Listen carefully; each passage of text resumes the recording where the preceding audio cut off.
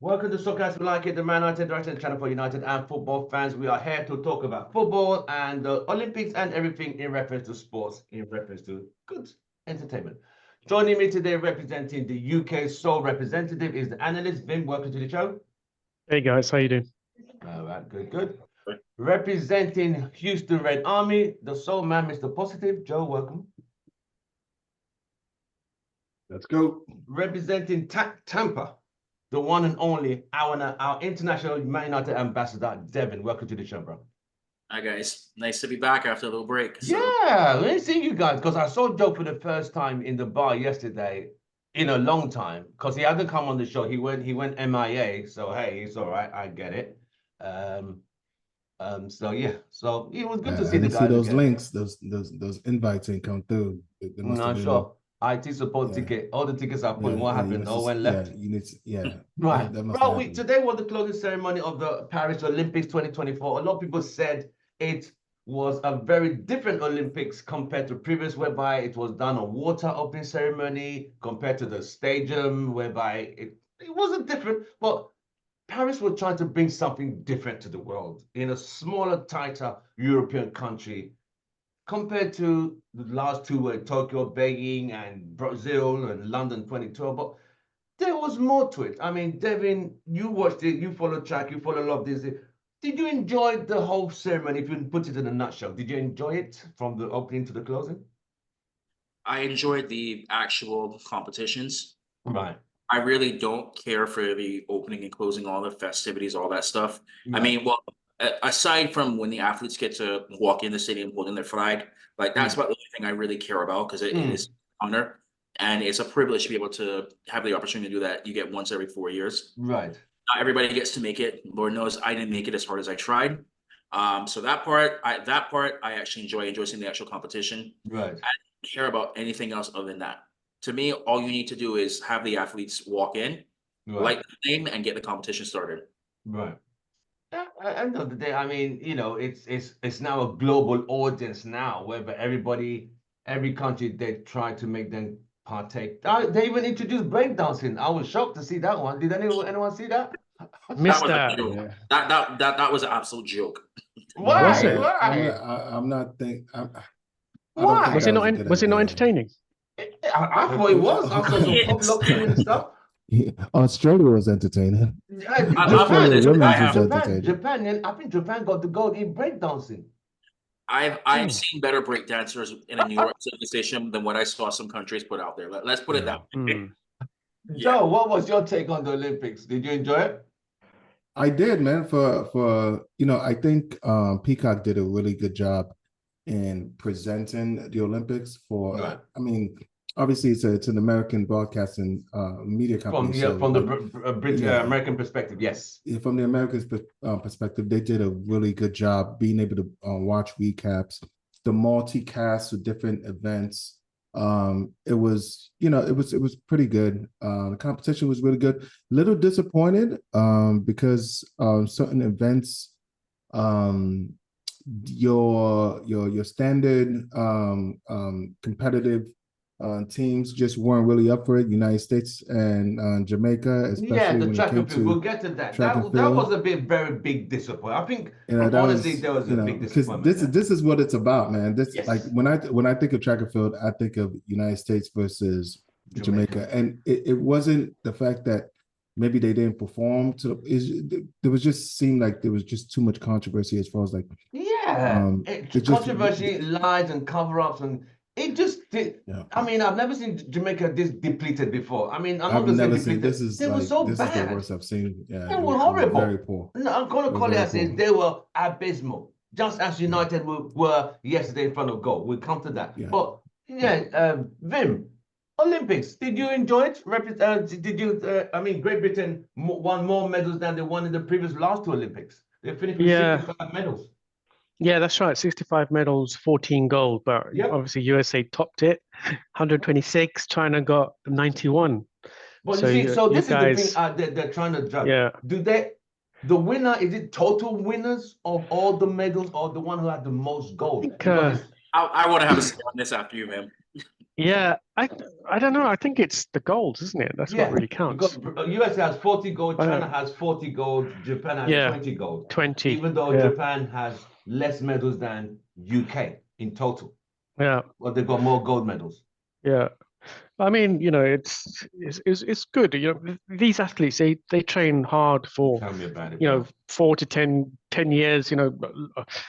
this is what they wait for most of their lives. And for them to go and compete, it's good for them. I saw some of the synchronized swimming that was absolutely amazing. The Oh diving my was pretty God. good. The hockey was excellent as well. I enjoyed that. Basketball, the tennis apparently was good. I missed that one. That was Djokovic. Djokovic and Yes. Alcaraz final. Djokovic Yeah. was quite emotional winning that medal. It's his first medal.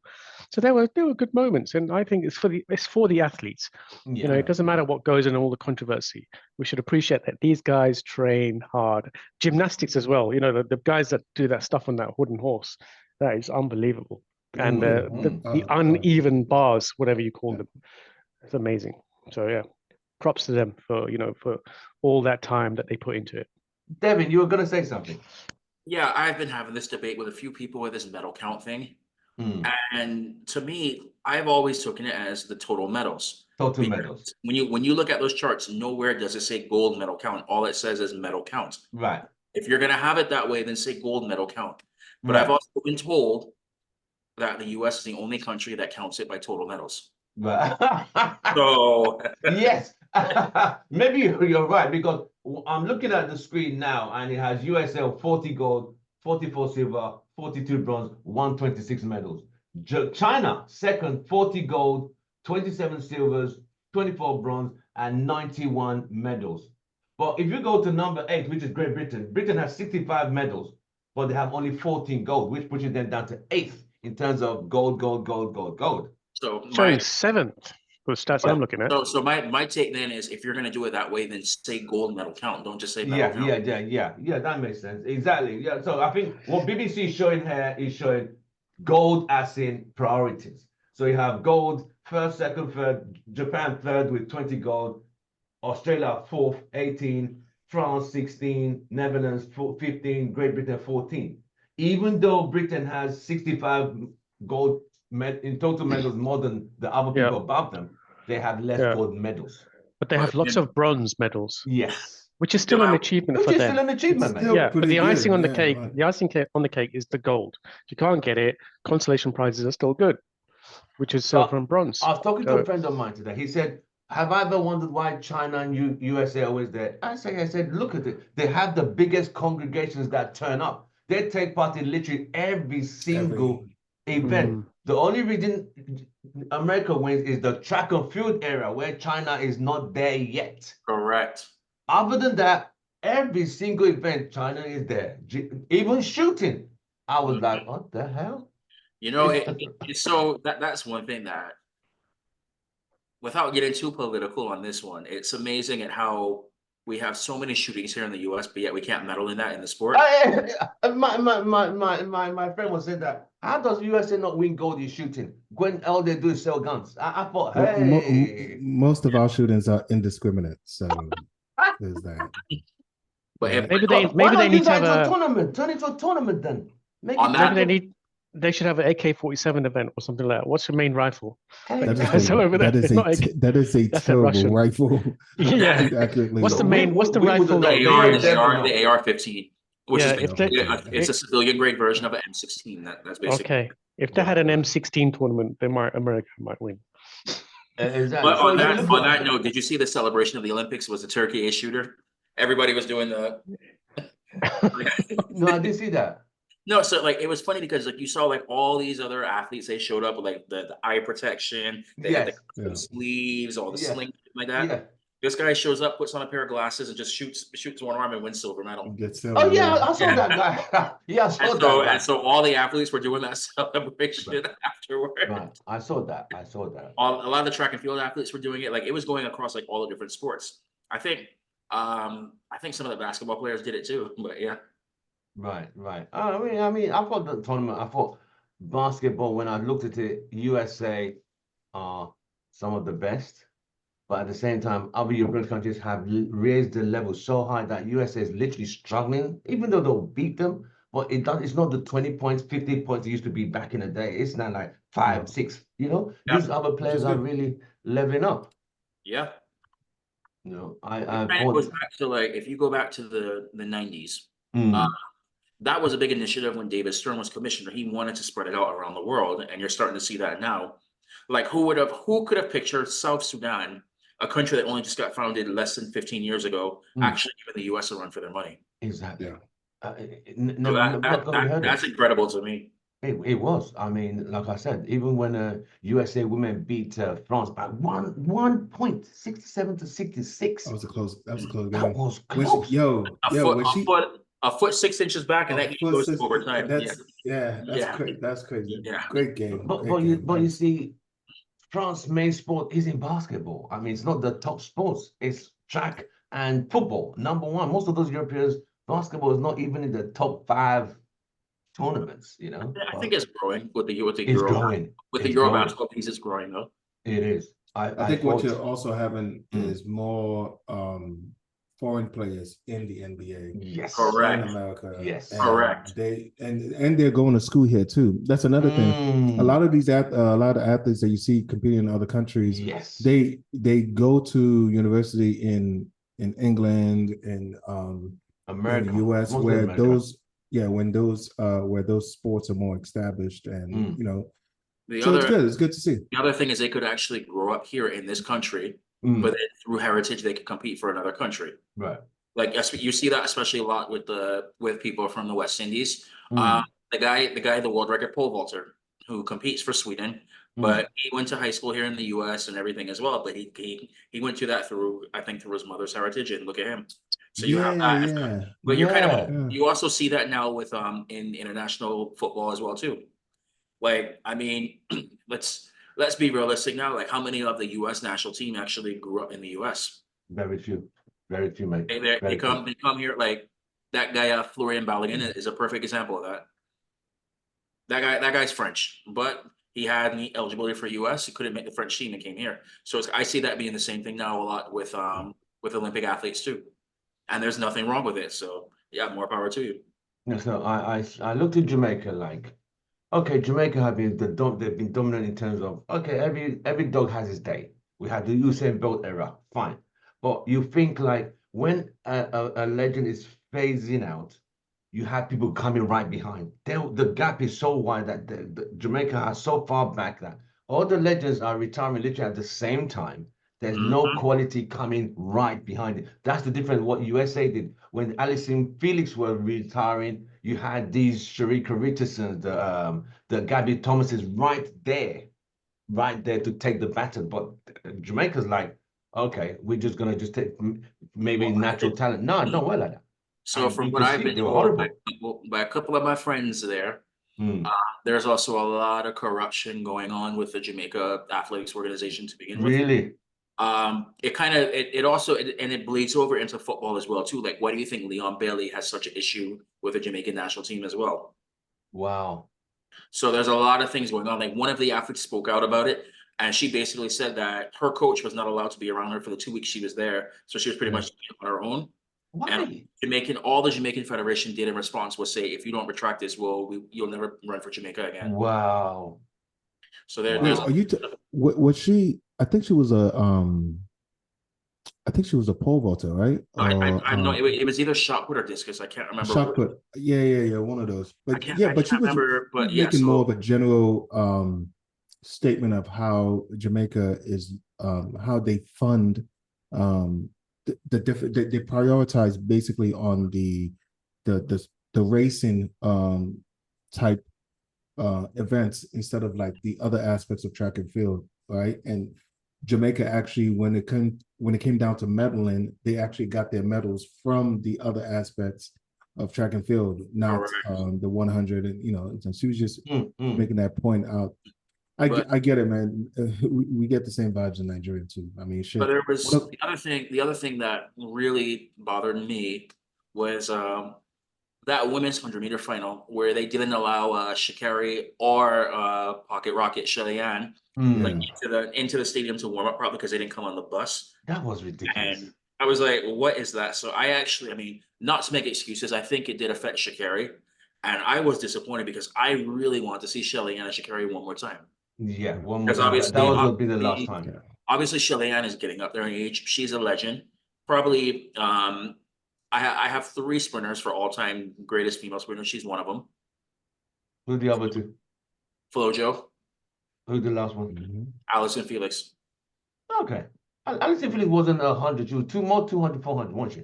But so again, but that also goes like if you count the 400 as a sprint, you have to put Allison Felix in. No, I mean on the men's side, it's not even close. Bolt is out there by a long shot. But for those, I mean on the women's side, between those 3, I cannot pick. Yeah, I would go with Flojo, Gail Divas, and Shelly Ann. They're my 3 favorite 100-meter sprinters of all time. Oh, I just said sprinters in general. So yeah. you have to put Allison Felix in there for longevity as well. No. She was Also, consistent. where you get Shelly Ann is in there as well too. So it now seems America now has a new darling in Gabby Thomas, winning 3 gold, 2 relays, and Sid. And Sydney, yeah. So yeah, congratulations to her. So yes, I think overall, I think USA on track and field they did well. Apart from that woman who surprised them in the 100 meters, Julianne Alfred. Yes. Oh God, she was brilliant. From St. Lucia, yes. St. Lucia. Shout out to St. Lucia. First, she was on point. Oh my goodness. And you also have to give a shout out because I do have West Indian roots. I have to give a shout out to Dominica, not Dominica. Make sure everybody gets it right. It's Dominica. Right. So remember, they also had a winner. She got the 400 meter final, right? No, she got the long jump. Long jump, because the woman who won 400 meters final is from Dominica as well. No, I think she was Dominican Republic. Dominican Republic. Yeah, it was DR. Yeah. She's from DR. Okay. Everybody always mixes the 2 of them up. Okay. Okay. That makes sense. So yes, I mean it was a great Olympics. I ran track, so I was really interested in the track side. Football wise, was anyone surprised USA won the gold against Brazil? Any surprises there? No. Joe, did you watch that game? Well, I think we're in the pub watching it. Yeah, we were at the pub.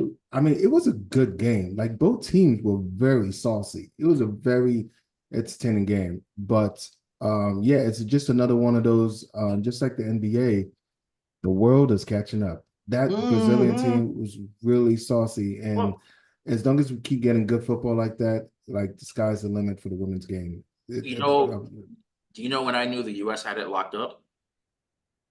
When they stopped taking all the politics out of the team, and then they brought in Emma Hayes as manager. Right. Brought who in?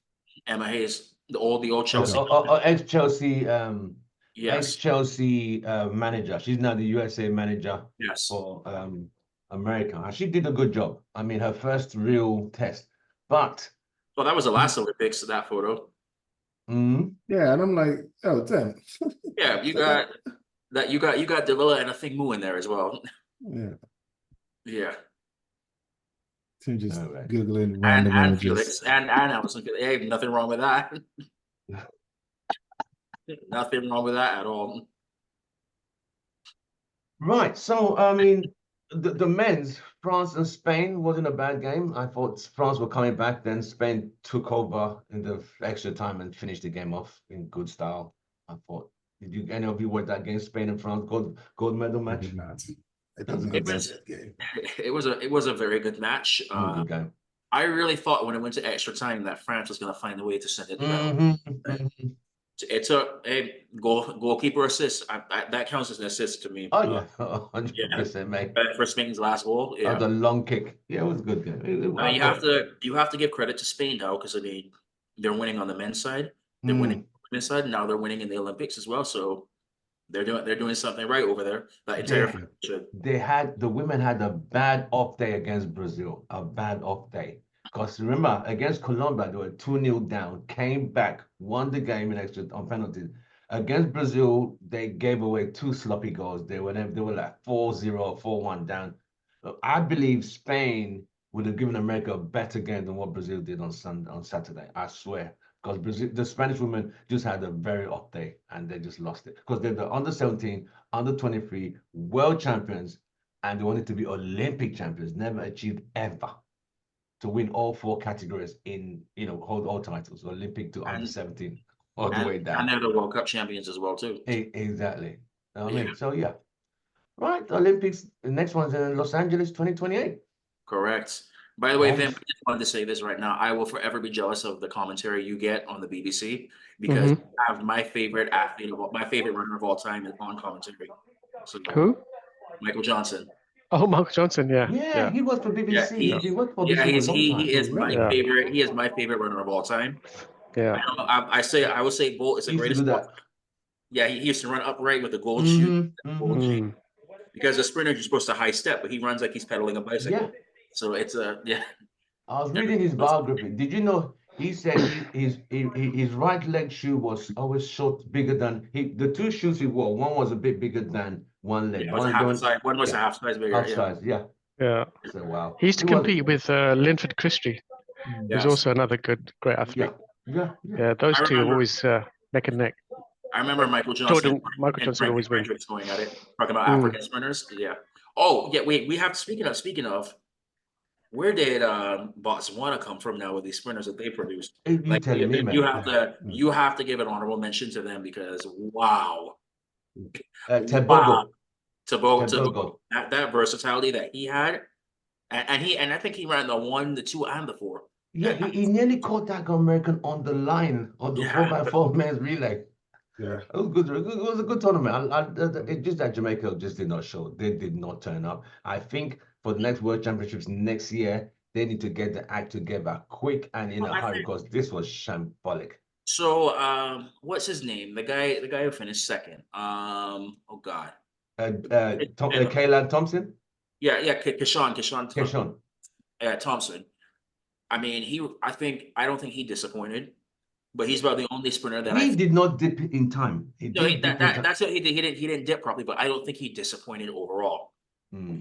Seville, on the other hand, yeah, he pulled Anastafa Powell, which anybody who watches track and field, that basically means that you run great all throughout the year. You run great times going into on it. the final day. And you get to the major championship and you find a way to absolutely screw it up. This is the way it goes. Well, it's See, did any of you see the water events in Tahiti? I watched one of those saying that is The only on thing I another saw level. was the photo that came out with the Brazilian surfer after he had a great round, and he's jumping off the wave into the ground, and he's up there holding up that one as he's like dropping into the ground. Anybody else see that photo? No, I didn't see that. I didn't see that one. I didn't see any other water sports. Even the swimming, the relay for swimming, that was intense as well. As they touched, one's flying right into the pool. It was. I like Olympics. You get to watch sports you don't really watch all the time, so it gives you a broad look. You just can't watch everything. That's just the problem. You just can't. I liked it just because it was something to get away from like normality of all the politics and just see people competing for the love of the sports again. That's why I get so upset when it starts getting intertwined with this as well. Because it's politics. Like, yes, it's a break from this. Let's just see them compete and go from there. And let's just hope there's no controversy, which unfortunately there were in a couple of events as well. Right. Which, by the way, has anybody know what's going on with the gymnastics thing and Jordan Chills? Because I heard that she got stripped of her medal after some protest or whatever it was. No, I've not seen that. Yeah, there was another country that protested. Yeah, it has been stripped though. That's ridiculous. Yeah. What did she do wrong? I do not know. It was like for the floor exercise. It's just like Devin, that 100-meter final for men. People said they think Keshawn should have won because his leg went over, but they said your torso has to be. Everybody who's watched track and field knows that. Now you're getting a bigger audience now into it, and they don't know that rule. You got to dip. So yes, it has forever always been. So every runner knows that. Yeah. So all these people that are saying that read the rules. Your torso has to be, and no one was just his torso just over the line. It is what it is. But anybody, but God, I'm speaking of Noah Lyles now.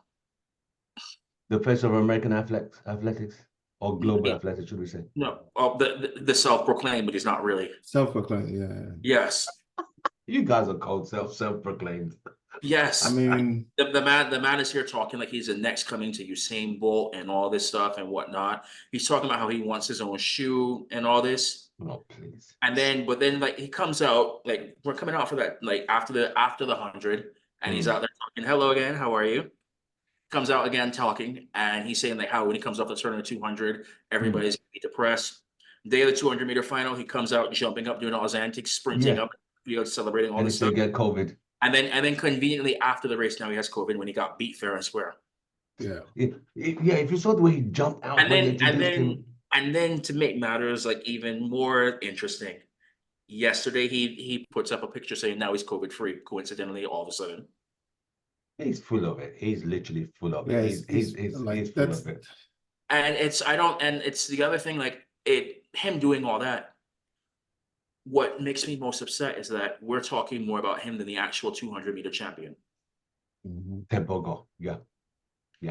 That I have a big problem with. You got beat fair and square. 100%. Take your loss and get ready for 4 years. You'll be 31. Let's see if you can still do it. Or well, he'll show up for world championships, but this will not be forever. Yeah, next year's world championship, but this will forever be the thing. He had his chance to. Cause he proclaimed he's going to get 4 gold medals actually. If I remember, yeah, he had 4. He said the 1, 2, 4x1, and 4x4. He's a joker because at the end of the day, he did think.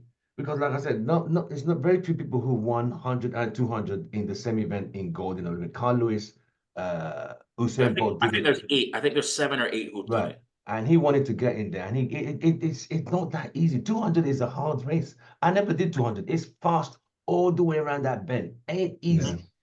It's just speed all through. And Tebogo should be given more credit, but it is the media propaganda. I come from a small country from Botswana, so they won't give him the credit he deserved, but he destroyed Niles completely. It wasn't even close.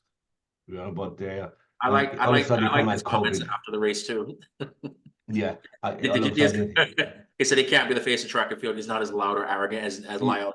I was like, that was beautiful. Exactly. Because the way they introduced Noah Niles, you see the way he jumped out, blah blah blah. Then he didn't have COVID then. He didn't have COVID then when he was running out. Yeah.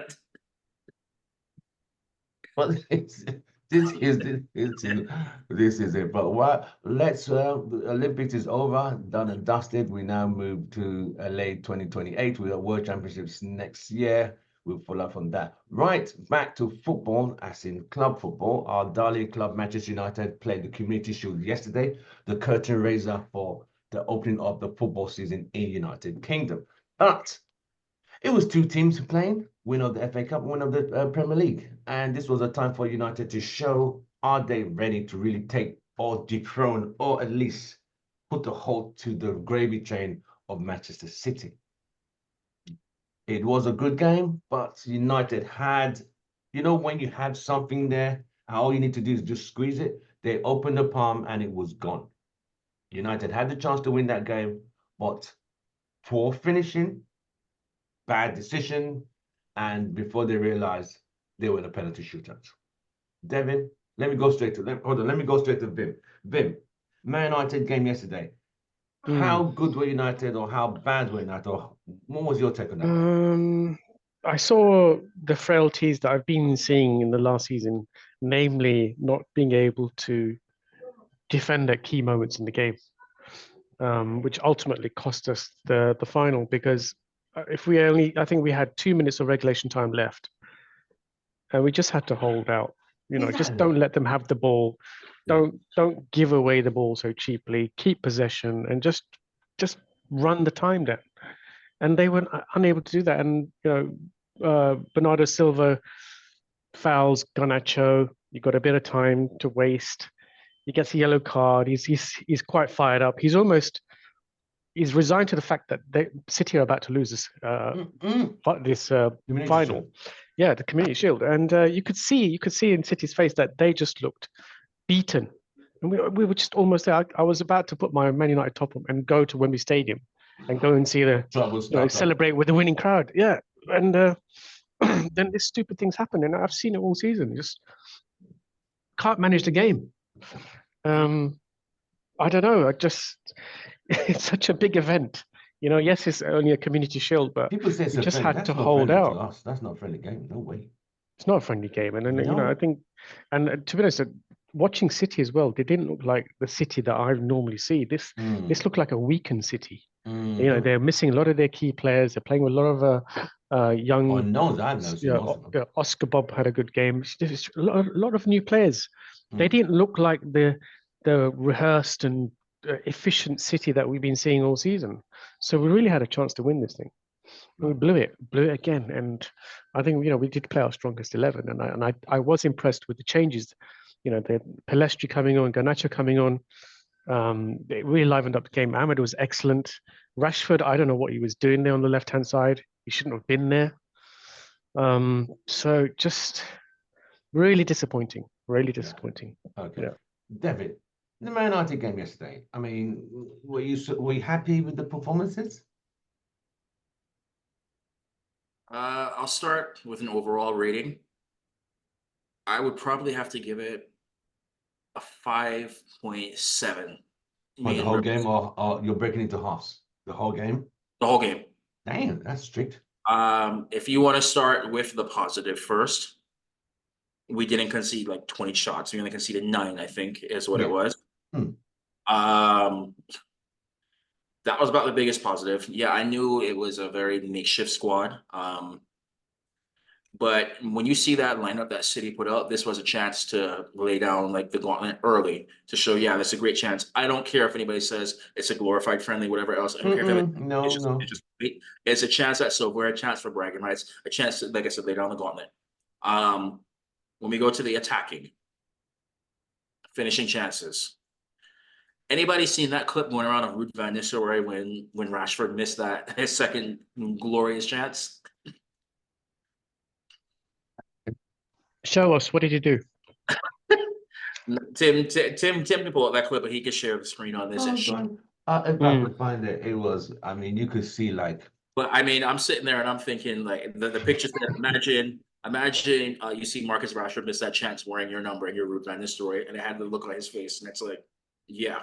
If I'm Marcus Rashford right now, you also had the opportunity in front of the interim England manager to get your spot back, because now that Southgate's gone, you're not guaranteed to get that spot. There's no more favoritism there. That goes for Harry Maguire as well too, but I'm focusing on Rashford. You had two glorious chances and you messed up both of them.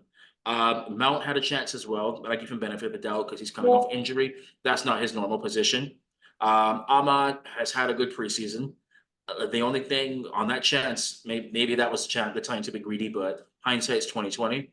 But I mean, I think overall we played well. It's just the lack of finishing chances and, like Vim said, not holding out leads is why I gave such a low rating. Okay, Joe, we saw the game together. We were at the bar yesterday watching it.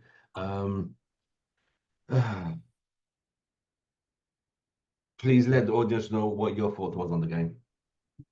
I mean, considering how depleted we were as far as not having our main guys there, especially on the left back. I mean, we had Amas. We had Ahmad. Well, I look at it like this: we did well for what we had. Right? I certainly thought City was going to be more dominant, right, for what we had when I saw the lineup. But at the same time, we were playing against their kids, and yes, they did look a little bit more diminished. I would say they played the same game, but they just weren't as quick as they usually were, which is how we fall victim to them most of the time. So I thought it was on our end to be able to dominate the game, but their youth. I mean, a lot of people were saying that the future of City is not bright. I'm looking at some of those youthful academy players. Yeah, those guys can ball, and they are playing Pep Guardiola football at their age, right? Their ability to hold on to the ball. Yet they didn't have the finishing, but and I think we did a decent job against Holland again. It would seem that we have figured out Holland. So that said, didn't have any chances. He was completely shut down. He was shut down most of that game, and for that to have been done by Maguire and Evans. That tells me defensively, we have figured it out because we don't need certain types of quality players to be able to shut down Haaland. Casemiro played well, though. He played well. Casemiro played decently. So, that said, it was one of those, man, you didn't think you had it, but then you did have it, and then you lost it. And it's the belief, it's the hope. It's the hope that kills you. We're on the boat, Joe. We all shouted goal because it was... Defensively, though, I hear what you're saying, Joe, but defensively, we can't pass the ball out still from the back. Don't know if you noticed those mistakes. Yeah, that's still a problem. Yeah. I mean, we still have a lot. I mean, it's only been, what, 2 months since the last time we were sticking out Old Trafford, and a lot of those pieces that were the reason why we had such an abysmal season last year are still there. They are all still there. So until we figure that out, get some of these old guard out of our lineup, we're going to see the same thing. Right. So the penalty kicks. Oh God, no. Sancho, man, who? I mean, Sancho, man. Like, why would you even put that kid in that position in the first place?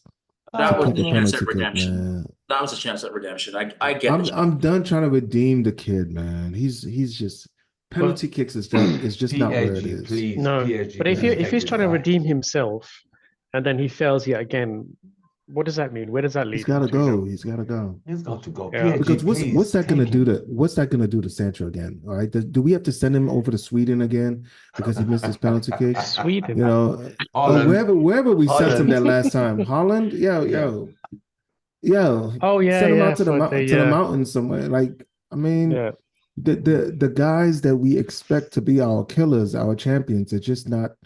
They're not, and it's unfortunate that Sancho had to be put in that same position.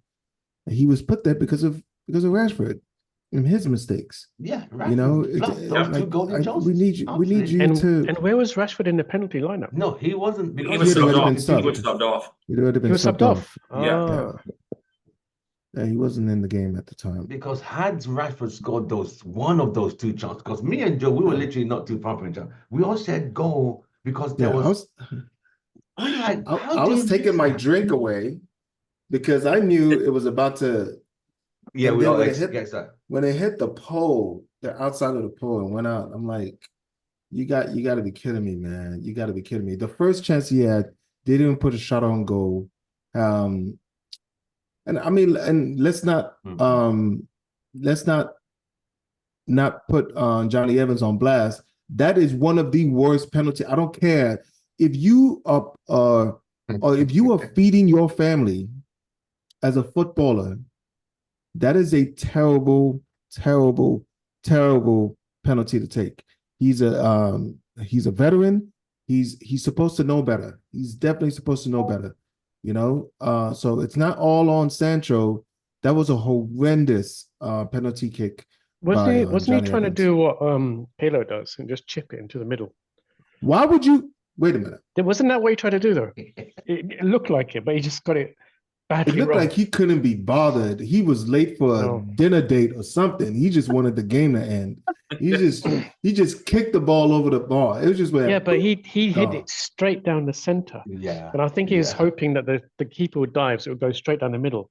I think he was trying to be too stylish. When he just go for the corners. Listen, wait, that's not your game, bro. That's not your game. It's not his game. That's not your game. What are you doing trying to chip Edison? Of all, it's not like we're talking about he's trying to chip Menule or something. That's Edison, man. That's a quality goalkeeper.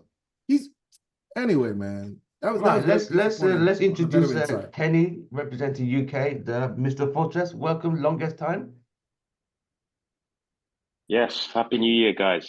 Oh, happy New Year to you. It's been a while. It's been a minute. How are you? So we just completed we did the Olympic coverage. Now we're just covering the MANUTD game yesterday, which was disappointing because I thought Garnacho had just done enough, showing Rashford this is how you do it. Then we can see the goal, like Pelistri's the guy who's. What is Pelistri doing there? But I don't know.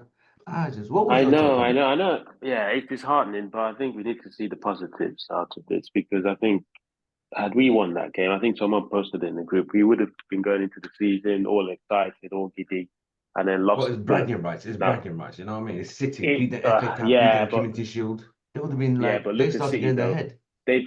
City have lost 4 community shield finals in a row, and they've won 4 league titles in a row. Like, what would you rather win? 4 community shields or 4? Yeah, I get it. I hear you. Exactly. They lost to Leicester, they lost to Arsenal, they lost to Liverpool, and they lost to another team. 4 in a row before yesterday. But they always have good luck with us. Well, whilst it would have been nice to win it, you know, it just tells the team that look, we're not as good as we are. You know, people are getting excited. You know, not us obviously. I mean, like fans would have got giddy. Everyone would have got excited going to Fulham, and then reality dawned. So this is good that we've seen everything. Ruud van Nistelrooy, that reaction, like Devin said, you know, shows that should he be starting for Manchester United Football Club? I don't think so. I don't think he's good enough to start anymore from what we're seeing. You know, yes, he's good at penalties. I say leave him on the bench when games are getting tight. If it's like a Europa League quarterfinal or whatever, games where you need penalty takers, bring him on. He needs to come on. He needs to be an impact player. He's just not good enough to start. Who, Rashford? Yeah, he's not. Is he an impact player even? I don't think he's that even. Not anymore. Not anymore. Not anymore. I'm hoping that he would be. He's only I would say, yeah. 26. He can't be done already.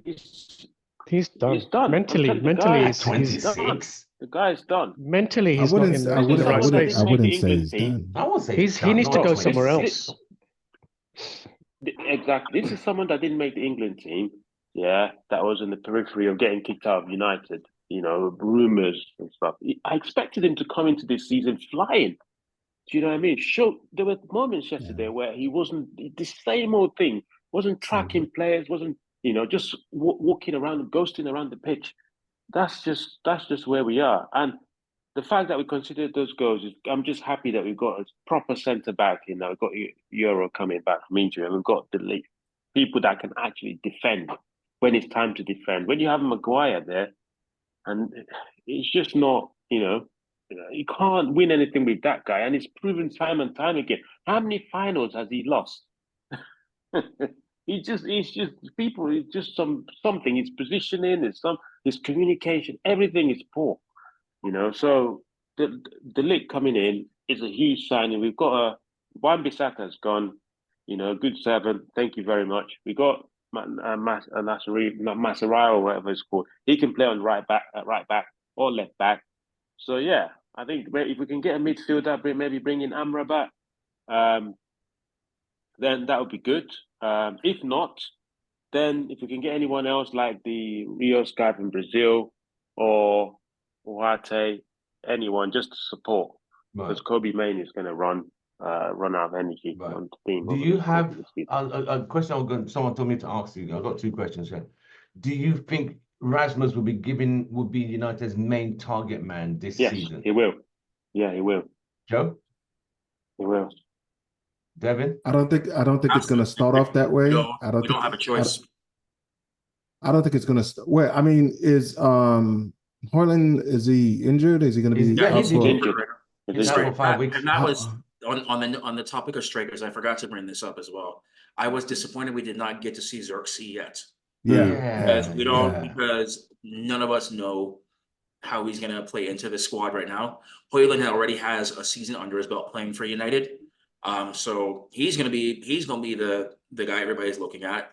My concern is that both of our strikers are very young right now.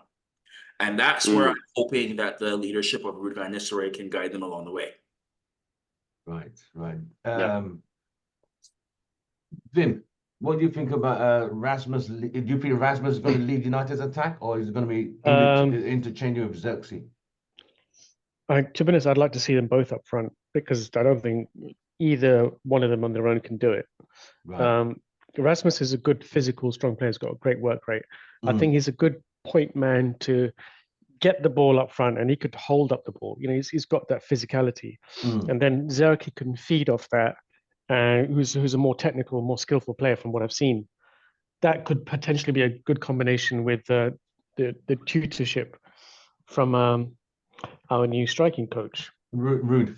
Yeah, Rude. So yeah, potentially, I think that could be a good situation, but I'd like to see them both play. So I think our system, our formation has to change a little bit. So ETH has to try and mix it up a little bit and not just rely on the single striker, which I just think fails us all the time. And you need to get Rashford out of there quickly. Get him But the thing is, we had every game that he played, we lost pre-season. He's the weakest link for me in this team now.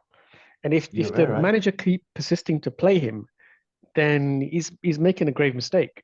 And I think the whole world can see that Rashford is not good enough for this club anymore. His time has passed, and we've got to sell him on. At And 26. Wow. Yes, at 26, because there's no mentally, age in football. it's about his professional mindset that it's just not there. He doesn't have any hunger anymore. There's no desire. I think he's more concerned about his brand and his image, and his contract and his earnings and his entourage. I think he's more concerned about that and his personal life than Man United. I don't feel he has any hunger left for this club. So we need to shift him on, and we can go and express himself for the last few years. Someone decide who's going to be able to pay his wages? He's going to have to take a pay cut. But you really think he's going to? You really think that he would be willing to do that? I don't think so. I don't think so either. Just like Saudi could afford it, right? Oh, yeah, Saudi. They could afford it. But he's too young to go to Saudi Arabia. They do look at younger players.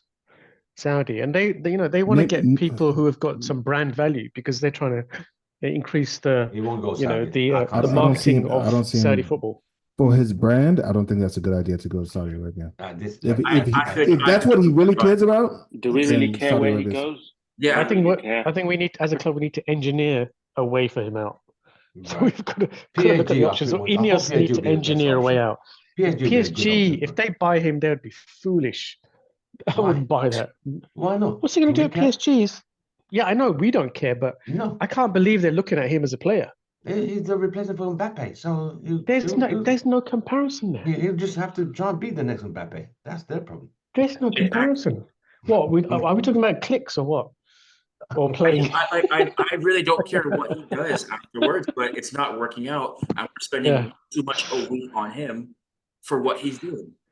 Yeah. People complain about spending 300 on Rashford. What about the 375 we paid on Sancho? How about that one? Yeah.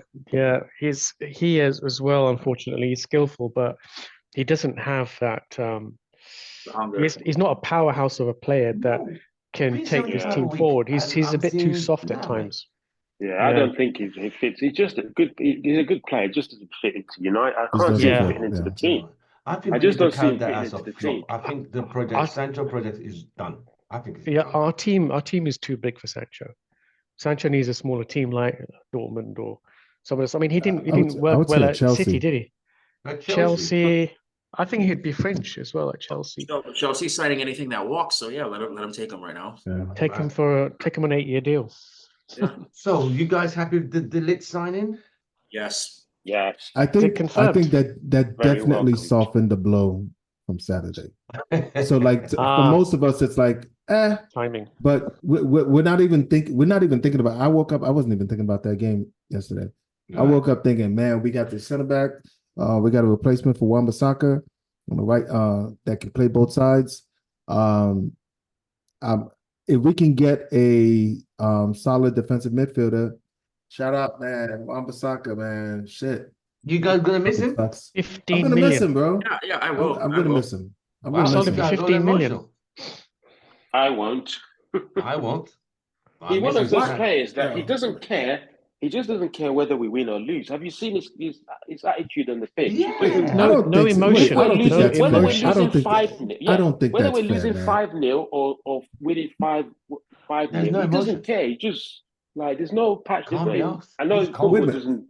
Football isn't about emotions. So let me ask you a question. Would you rather have somebody like Wan-Bissaka that's just stoic and just out there, just doing his work, just doing his job?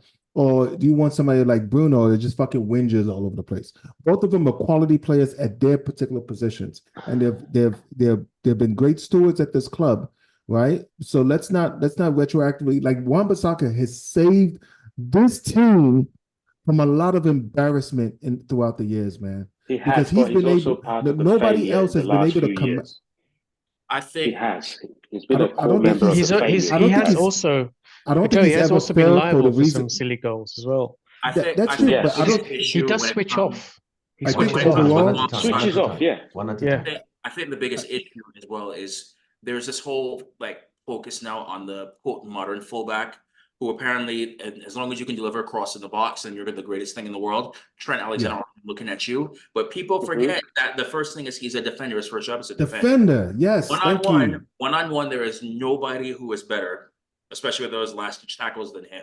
However, the biggest issue with him is that's all he's good at.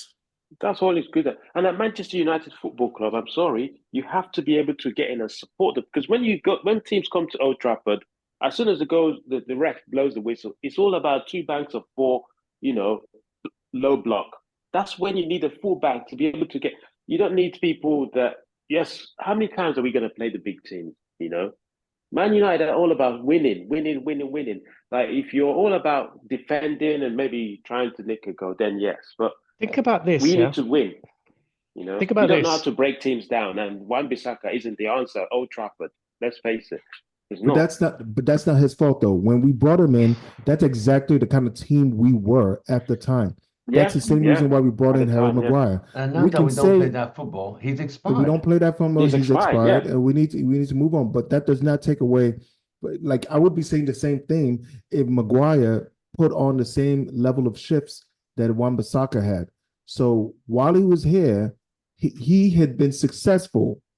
Overall, he has been successful for the reason why we brought him in. Yeah, as a That's all I'm defensive saying. right back, one-on-one, Yeah. he's probably the best. He's But a he right didn't back. offer much. Yeah. As a right back, one-on-one, you're not going to get past him. No one's going to get past him. He's great at that. But yesterday in the Community Shield, Palestri was playing right back, and he couldn't stop Bernardo's header. Do you think Wan-Bissaka would have stopped that? No. Yes. No. Wan-Bissaka is not good in the Absolutely air. not. He's How not good many in the times air. have we seen Wan-Bissaka got beat? He wouldn't even be next to the player. In the far post, so many times. I can send you like the collage of clips where every time the ball goes on the far post, you're like, okay, Wan-Bissaka's got it. You're like, Wan-Bissaka, dude, where are you? Every single time. The Listen, Man United Liverpool last preseason game I've also in seen USA. him make that play before. The Liverpool game against USA when we lost 3-0. Wan-Bissaka was at every stage, at every goal, he was right there. Second goal, third goal, he was right there. Like, bro, I'm so done. Then he gets injured. Like, you know what? We're out of here. We're done. Thing is, I would be sad. I'm sad to see him go. He's a great defender, but look on the flip side, on the left-hand side as well, Luke Shaw. Oh, God, do you not think we've got a similar problem there where I've voiced my it's issue unbalanced before, and I think a big part of being a player is availability. Yeah. Yes, Luke Shaw, when he is available, is one of the best. Mm-hmm. I'm not I disputing. I wouldn't even go that far. But when you're only available for 4 out of 10 matches, I have a problem with that. Isn't that Eric Bailly all over again? Or Eric Bailly wanted to play. He didn't get played. Or Luke Shaw is not available to He didn't play. get a chance. Like, it's like Luke Shaw is starting to give Phil Jones run for his money in terms of injured. You're right. Because he played for England in the Euros finals. Yes, somehow Then he was ready for that. injured He gets hurt again ready after the Really tournament, took all and is unavailable for us now. How is he That getting should have injured? been He's an not. automatic. He's not playing though. No idea, but I voiced this before to people that I said I think it's time to cash in on Shaw. Yeah. And people thought that I was crazy for it. Yes, I like him. I think he's a good guy. I think he's a good player, but I'm sorry, your injury record is too risky. Too risky to want to have you as a member of the squad, because we had. I mean, it screwed us over last year. We thought Malacia was going to be there. He got injured. And then because of that, we also brought back, we had Reggie on and we sent him back because we figured Shaw was going to be ready just to get hurt again. And then we were screwed up at left back again. So you can't depend on him being available. No. If he's going to be that Luke Shaw. injury prone, Luke Shaw. That's the biggest. Right. So I And mean, isn't it ironic that he came back to play for England? Then we just spoke about that too. exactly. He We played for just England brought in that the up. final. Played for nonsense. England in the final, and after the Euros, didn't go on the preseason tour. He's injured. Yeah, You're and like, he's what injured. the How F? did he get injured? How? That right PlayStation there, 5 tournament. that right there is a clear example of how certain players have been manipulating and The club. misusing the gratitude of this club, man. I believe Yeah. so. They are I believe so. clearly on their own type. It's a very selfish thing to do. It's the same Yep. way you He's the can longest tell that serving your player club. currently now. It's the same way certain players will force themselves to stay at this club, knowing the club does not want you. And the only reason why we're keeping you is because we have a contract that we can't get out of. And you would rather stay and just continue to be abysmal to this club and fail at this club than to leave. Like I don't get that shit, man. I'll explain this one though. So it's, if you're a player where you know that you hit the lotto in terms of your earning potential to begin with, and you know that this is pretty much like the last big contract that you're gonna get, you're gonna milk that contract out like crazy. I'm not saying I agree with it, but let's be realistic about this right now. Yeah, I agree. Yeah, but Devin, where is your ambition for someone that's almost guaranteed to play for England, right? Where is his ambition to go Some in of and them want don't to care, play? mate. They don't care. I'm not speaking about Shaw on that one. I was just speaking in general. In general, okay. Yes. Wow. Okay. Tim, you mentioned something. You said Shaw was the longest. Yeah, he was there under Van Gaal. Okay, so I've got a question for you. Would you give him a testimonial? No. I don't need no testimonial. Has he been there 10 years? Seriously, you could F off straight. You gotta be there 10 years to get a testimonial. I don't think he's been there 10 years. Van Gaal came 2016. I don't even really think just being there 10 years is enough for a testimonial. I mean, like Phil Jones met the criteria, but he flat out said he was not having one because he said nobody would come. So fair play. At least he's realistic about it. I'll show up and clown him the whole time. I mean, De Gea deserves one whenever he De Gea deserves one. They didn't give him one. Luke Shaw joined 27th of June 2014. 2014. That's 10 years. Yeah. So he's entitled to a testimonial. But does he deserve one? No, he's never there. He's never there. There needs to be some kind of formula where you're there for 10 years. There's been how many games? You have to play a certain percentage of those games. Not just being there for 10 years. Yeah, not just being there. It's your product also has to, like, did you entertain? Were you there for the team? Like, nah, man, he's still on the short list for one of the fucking leakers, man. Get the fuck out of here, man. Nah, I'm not dealing with that. The thing is, he's 29 now. Do you think we can sell him and get any money back? Yeah, we can sell him to Italy, man. We can sell him to Italy. We paid 27 million for the guy. He's one of those where you look to send him to the Saudi league because that's a decent age to be sending out. But on that MLS will take him. Well, I'm trying to think for transfer value for us. Oh, God. I was sending to either probably an Italian league. Send him to some fucking Inter Milan or he can barely handle the physicality of the Premier League. You think he can handle the physicality of Serie A? He won't handle he can't handle Serie A. He can't, mate. Nah. That's too defensive. That means there's more pressure on him. He won't. He's gonna go. Do you not think he's been slightly clever about his play? Because do you remember when he played with when he was under Mourinho and he broke his leg? Was it a Champions League game? Yeah, that was when him and Memphis Depay were about to start cooking, if I remember that right. Yeah, they were doing something really good with that. Yeah. So the thing is with the footballer, right? If they get quite a serious injury, their footballing career is over. That means all of their earning potential is also over. And I think since that injury, he's been very, very cautious, and he doesn't go in for those long runs, and he doesn't go for any dangerous tackles, because I think he realizes that look, this is his only career. He needs to get longevity out of it, because that injury, he nearly didn't come back from it, right? He would have been out permanently, and I think he took stock. Look, football is what I'm good at. I've got this value, and I was great at Southampton.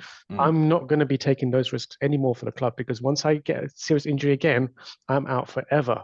Right. And since I think maybe he's made a conscious decision to say, I'm not going to go full on for Manchester United anymore, because I've got to make this last as long as possible. Well, who's suffering? That's a good. We that's are a the good club is point, the one because suffering. yeah, The club is remember Peter suffering. Cech. Peter Cech was an amazing goalkeeper until he had that Head injury. cracked skull. Yeah, that he came back and he was just not the same. True. It's true. And this guy as well, what's his name? Jimenez. Remember Jimenez Raul when he was at Wolves? Jimenez, Yeah, Jimenez was Jimenez. deadly. Yeah, Same he's thing. brilliant. When he came back, hasn't been the same since he came back. So who's suffering? It in the Yeah. club, it's Manchester United who are suffering from he's not being able to give 100%, but he's getting a full salary of 100% salary. So who's the one suffering? we're just not good at selling players on big contracts. So, but That's last our problem. season he was That is out going for to be 5 months. that's going to be a byproduct of Ed Woodward. Woodward. For probably Yeah. the next 5 seasons, I think. You're Mm. going to have to deal with that, because you still have these players who are on these contracts that they do not deserve, and no team is going to take them. So unfortunately, you're going to have to suck it up for that time. Like Rashford, if we can't sell him, he's going to be the last big one out of that. And there's some fans out there who still do not understand that. They sign the contract. There is nothing that they can do unless the player just really screws up on his end. That they can get out of it. So you have to realize they can't just ship on these players like that. I know it's hard. It's hard. And, It is hard. and so until these players are gone, it's going to be very tough for Ineos now to make a lot of big changes. So Okay. I just hope that I'm not speaking about you guys in here, but I'm speaking about the fans in general realize that fact.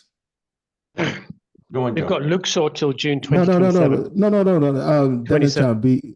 Devin's trying to be very diplomatic about it. We're talking about you, Kenny. All right, we got some bad contracts out there. I was not speaking about Ken on that. I'm talking about Kenny. All right, we got some bad contracts out there. We can't get some of the players that we need. So just understand, you got to take it with a grain of salt this season, because Ten Hag may not be able to give you the style of football that you want just moving forward for this season. Okay, because we still got to deal with Maguire's and the Rashfords and the Luke Shaws of this team. All right, just in the Sanchos. Okay, just throwing that out there. Yeah, right? but before the season begins. the league coming in, Joe. The league coming in. We've got Lenny Euro. We've got Martinez.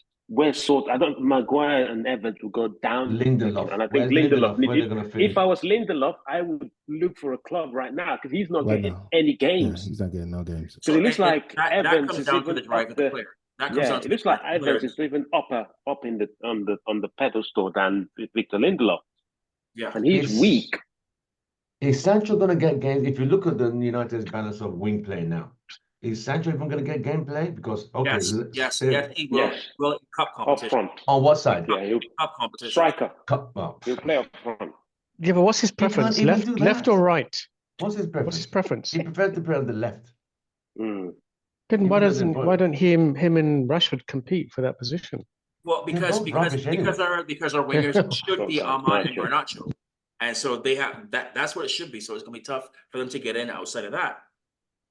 Now let's see if Ten Hag actually does that. Don't forget, Anthony's still there. Moving on.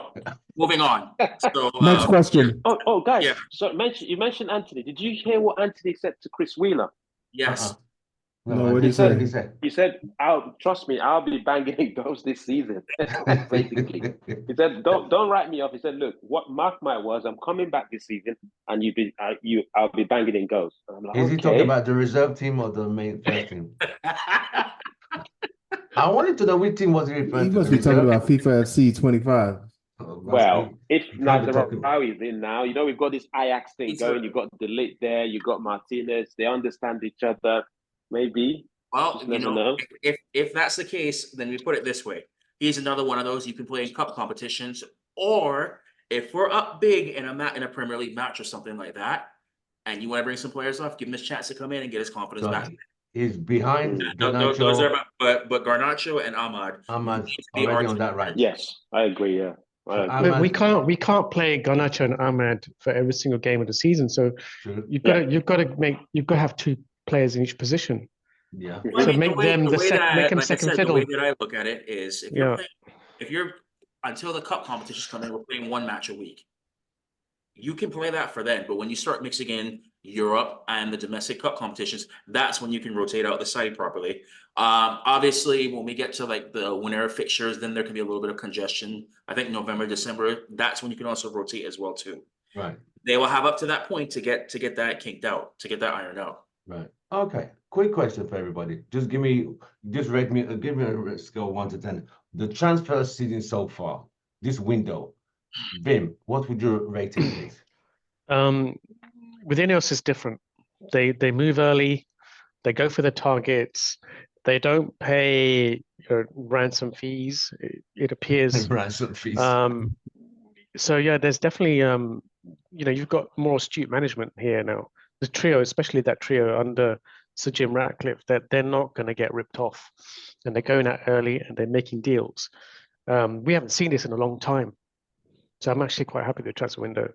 So I just want to make sure we don't buy damaged players. So that's the key thing, and we've got to have a style of football, and we've got to go buy players that fit in that style of football with what the manager wants, not just buy anyone that's available because we can't get our first choice. But it's got to be strategic.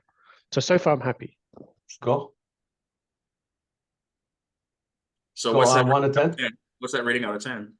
Oh, for the transfer market, for transfers, I'd say 6.5 so far. If we After get all that if speech, Delict's you give over me the that 6.5? Yeah. well, no, because it's not confirmed, is it? Delict and what's his name? I think Delict is Mazraoui. confirmed. No, Is I it think it's confirmed? Both of them. I think both I of think them. Mazraoui is dependent on Wan-Bissaka, if I remember correct. Okay. And Wan-Bissaka had his medical at West Ham today. All right. Oh, Okay, I'll give it 7 then. Okay. 7. Right. Okay. Yeah. Devin. I have to give it a 7. And Okay. the reason being is, yes, I agree with everything Vim said as well. A big thing for me is walking away from Everton when they were trying to rip us off. Exactly. Yeah. So that I think set the gauntlet down, and then they put out that Everton put out that very petty message afterwards, saying in response, they can't believe we did that. I still think we need to shore up the midfield. Yeah. That is the biggest reason why I can't give it a 9. Right. But, Okay. but the transfer window is not over yet. True. And it's also it kind of goes back to what I was saying before. There's still some players that we do need to get offloaded if possible. That's right. At It's least going to be very tough, again, with what I said before with those contracts that they're on. They did send out Greenwood, which I mean it was needed. Van der Beek. God, I would have preferred to keep Greenwood and send off Rashford. Well, but I know it's the media storm. That's the whole topic for another show. But there's still a couple players at the club who need to move on. Now let's see if they can do it. But for now, I stick with a 7. All right, John. I would go to an 8 if we sell Rashford and Luke Shaw. Oh wow. How about that? There's still time. There's still time. John. I would say right now we are at a 7. If we get a defensive midfielder to challenge Casemiro, I would give it an 8. And 9s and 10s, that's going to be predicated on who we get rid of. The dead weight, the Shaws, the Maguires, the Rashfords. So I don't think the Lindelofs. I don't think. We're probably not going to see the 8s and 9s this season because also McTominay. That's another one. So we're probably not going to see 8s and 9s, but it's a good solid 7. Thank you, Ken. Yeah, I think maybe a 7.5. I'd say. 7.5. Ken, you're giving me vertigo, man. Stay still. Sorry, I'm just multitasking. That's all. If not, I won't be able to join because I really wanted to join today. That's why. I appreciate you. So I would say 7.5 because we've addressed the key concerns that we had last season, which is defense. We have 3 quality centre backs now.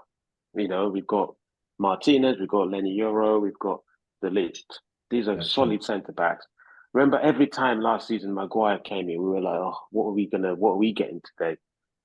That's not going to happen. For him to play, it'll have to be FA Cup 3rd round if everyone's fit. Even that, and when he comes in, he knows he has to perform because there are players waiting to come in. So that's good.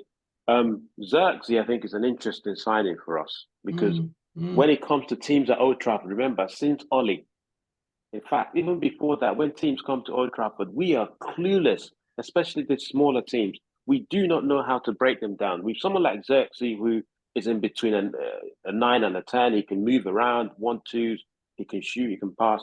Really excited about that signing, and that's why Ineos got him first. So I'm looking forward to him. Midfield, interested. Can the academy graduate, is it Collier? Collier. Yeah. Can he do a job in that midfield with I Kobe think he Mainoo? can. I think he can. I think he's all right. I think he's all right. I think he has He that he aggression. played yesterday, didn't he? Yes. he came on, yeah. Mm. And he's had And he played in the preseason. a really good season, pre-season, yeah. So I think if we can get somewhere, I agree with Devin, transfer window is doable. But this Uwate guy, I know he's good, but is he good? Is he that guy Ugarte. for us? He's not that Yeah. guy.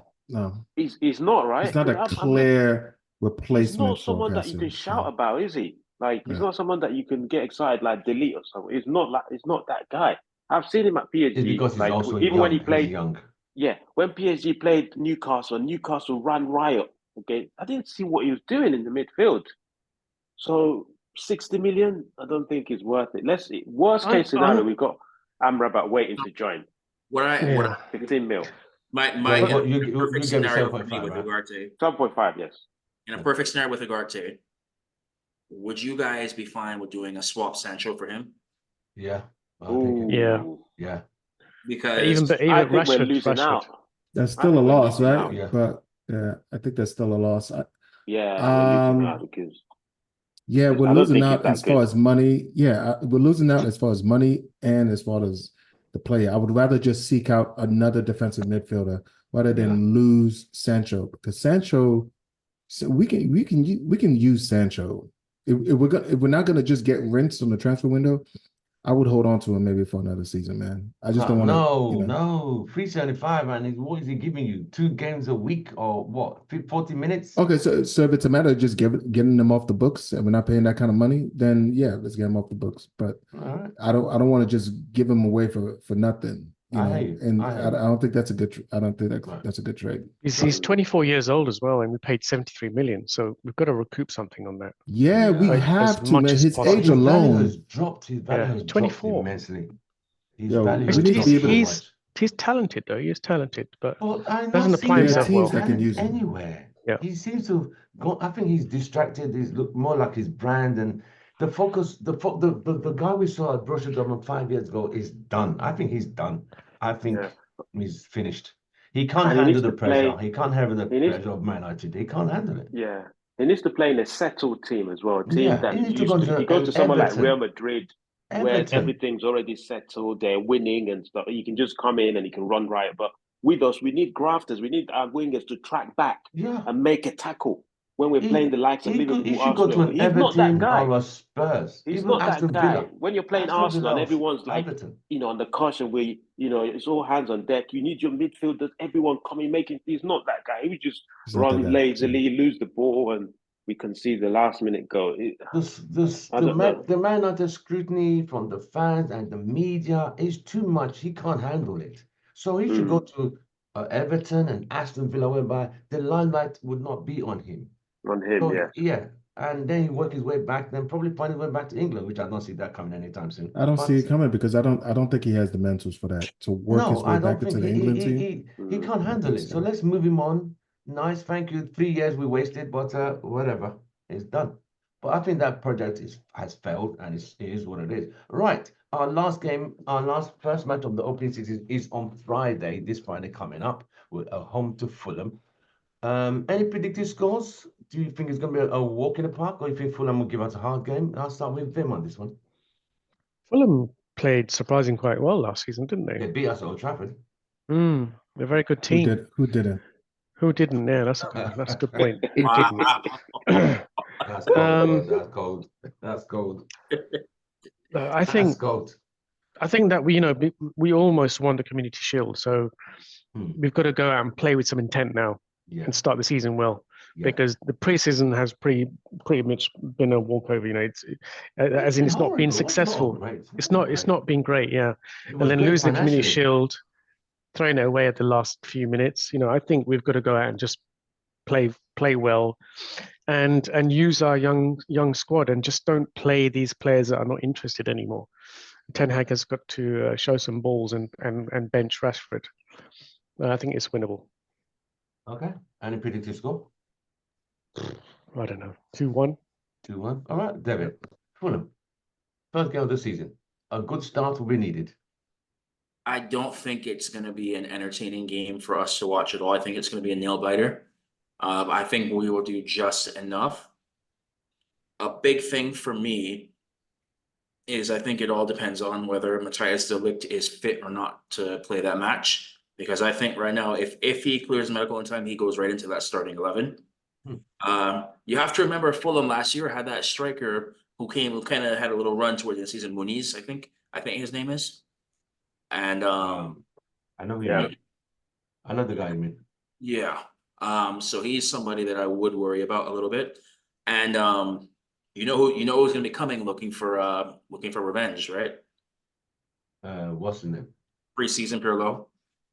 Oh Oh, God. Pereira. Yeah. Tony Evans. Stop it. Tony Evans. Stop it. What are you talking about? We all know when ex-players come to Old Trafford, they come out looking like a show like this is what you got rid of. Yeah. And Pereira's really playing Pereira. well. Oh, Pereira. And he is playing He's their phenomenal. playmaker, yeah. Yeah. He did good enough. He made it into the Brazilian team over Casemiro. Like he played that well. And what did Brazil do? No, that's a Nothing. failure of Brazil, not the But achievements my of point Brazilian being failure. is he left next- and he's the playing next- great football. So he worries. Right. So that worries me. The midfield still concerns me. Up top, it's probably gonna be Xerxes playing because I think Hoyland's still out, and I don't know. I just don't know what to expect from Xerxes. I don't think Xerxes will start. So I you don't think think he'll he start. plays I a think he'll be false on the nine? bench. We've How got to can he start him not start? soon. He has to start. You have to Yeah. start him. Or do you He think he'll play a hasn't false played for nine? Man United. Ten Hag's a very cautious manager. He doesn't throw people in just like that. We don't have a striker. We don't have a choice. Yeah, he'll play thingy up front. He'll play Sancho Fernandes. Rashford. what he did on Saturday. Yeah, Fernandes. He'll do the same thing. Fernandes, yeah. And play Mason Yeah, the Mount same number 10. results. We need to talk about Mason Mount actually That would be a discussion for another video. another time. Yeah, Yeah, we're running out of time on this one, but so Right. Yeah. I think we'll do just enough to get the 3 points. Right. Ken. Yeah. Fulham. yeah. I think we need to win that game. I don't care how we win, even if we do another Wolves first game of the season and just get over the line. We need to get the 3 points so that the likes of Delete and Masraoui coming in will come into a winning. Yeah. A bit of Always started momentum. so Yeah, 'cause you poorly. don't want to come into a team that's already losing and it just First 3 so, games, no points. Yeah, we just need to must win. Good start. Even if we win 1-0, I don't mind. Yeah, so I'll go with. I think I'll go with 2-1 United. Okay. All right. Joe.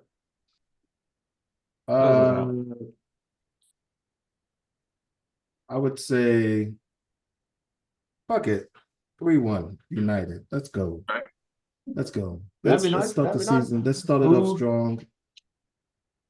Who wants to So give that'd us be the nice. last word? Who wants to go the last word for the day? I Anyone? do have one quick question. Yeah. Go What's everybody think about Budo's new contract? He's been extended to, I believe, 2028. on. 27. I think it's fair. I think it's 27? fair. Fully deserved because it also Yeah. it also preserves his transfer value if you choose to cash in. Yeah. Has he got a pay rise, by the way? Yes, Did he get a pay course. rise? Yep. from what I read, it puts him on par with United's top runners. So he's in the 350? 300. Either I think 275 or 300. Like once we get the numbers, but this is me guessing at somewhere around there. Sancho's the highest at the moment, 375. Wow. Casemiro is My on 350. Rashford 300. Yeah. Wow. Yeah. Right. Well, gentlemen, Yeah. it's been an absolute pleasure again. So our first match, our first show of the season. Next week, I hopefully got we'll have some. a fun question for you all right now. Go on. How many, now that I grew my hair out, how many gray hairs does United put in it by the end of the season? Depends if you diet, Devin. I If think you're going to stay true. I think with the new coaching system and the new structure, I think you won't have any grey head because they are going to make sure this team they're going to do well. I think they're going to be very Yes. strict on players. They're not going to allow a lot of shenanigans. with Blue Brand Destroy, he's going to let them know, listen, this is how you, because last season, we No, had you so many finished. one-on-ones, cannot finish. Now they're Listen. going to have to learn how to finish. Like Radford yesterday, that was as unacceptable. Unacceptable. Hey, No, Devin. Hey, so you'll be we cool. still Devin, have you'll be fine. Devin. We still have a few of the old guards still there. Just welcome the grays, bro. It's coming. Just so you like, listen, there are players in this squad that are determined to give us gray hairs, I'm telling and you, they're still they are here. just there. They don't want to leave. No, Just welcome it, bro. It's just Mhm. it's gonna come. Just It's welcome all it, man. it's all right. So know? by the end of the season, I'm gonna look like Cisco. I don't go that far. Well, maybe but that's it's all good. Cisco. No, maybe that's Cisco. If Ineos wasn't here, yes, Cisco. Yeah. Or Full blown. I'm gonna look like the guy from House of the Dragon, Corliss. You're gonna look like Ganacho behind you right there. That's what you're gonna look like. All If right, Ineos wasn't gentlemen. here. Thank you so much for having a great day. I want to thank the UK crew, Vim and Ken. Thank you very much for joining us. It's late for you guys in UK, and thank you very much for my US crew, Devin and Joe. Thank you very much, guys. Have a great week, and we shall be following United through this week and following them for the match on Friday. Don't forget to like, share, subscribe. We shall see you guys in the next show. Take care, and we're out. Take Thank care. you. Bye-bye. Cheers.